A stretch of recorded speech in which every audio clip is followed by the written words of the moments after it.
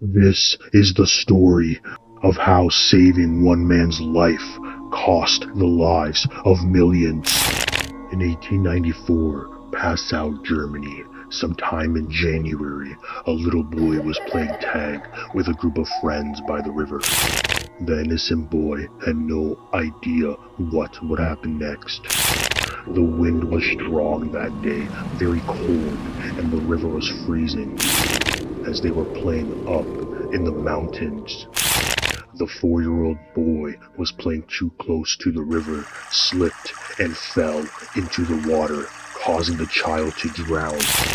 Panicking and scared, not knowing what to do, too young to swim and not wise to react fast. Crippling in fear, slowly as water begins to fill his lungs.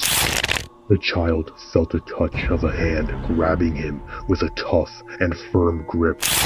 The little boy looks up to see who it is, anxious and afraid of dying.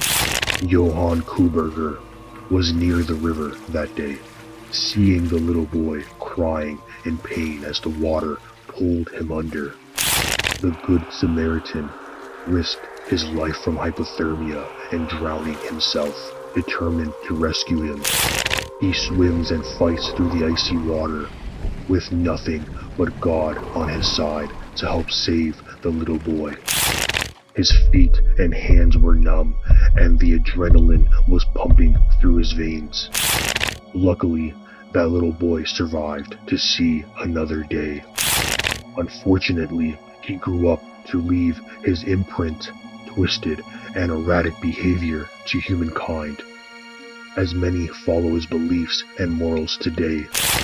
It's crazy how Johann's bravery, heroism, and pure-hearted intention resulting in millions of lives in the future being sent to their deaths, not realizing the consequences of his actions that day.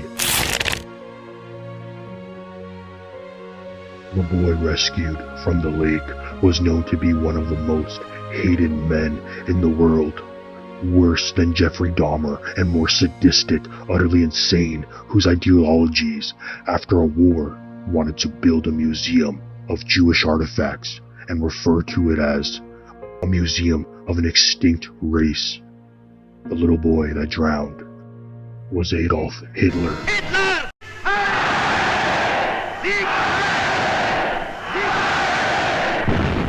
With pagan pageantry, the district leaders from all over Germany swore personal allegiance to him, hypnotized with the belief that they were members of a master race. Hitler wreaked havoc on society, polluting it with his beliefs, with over 20 million killed, 60 million injured, hundreds of millions homeless, died from diseases or by the hands of the Nazis. Billions of dollars cost of damage, and the suffering from the men, women, and children who were victims of his terror, and unfortunately, the ones who never made it out alive. Hitler later in life referred to Passau, Germany as home in a book written by Anna Elizabeth Rasmus called Out of Passau, Leaving a City Hitler Called Home. The quote referenced in the book could potentially mean he remembered what happened that day. When Hitler was older, he would recall stories of him playing cowboys and Indians with his peers in Passau, but not once brought up the story of his drowning, which seems strange and a mystery. Maybe the story could have been made up. The newspaper article about the story never gave the name of the little boy, but several residents that lived in the town at the time could recall the man as Hitler. Remembering the story vividly, some residents also mentioned that the boy needed glasses and didn't know how to swim.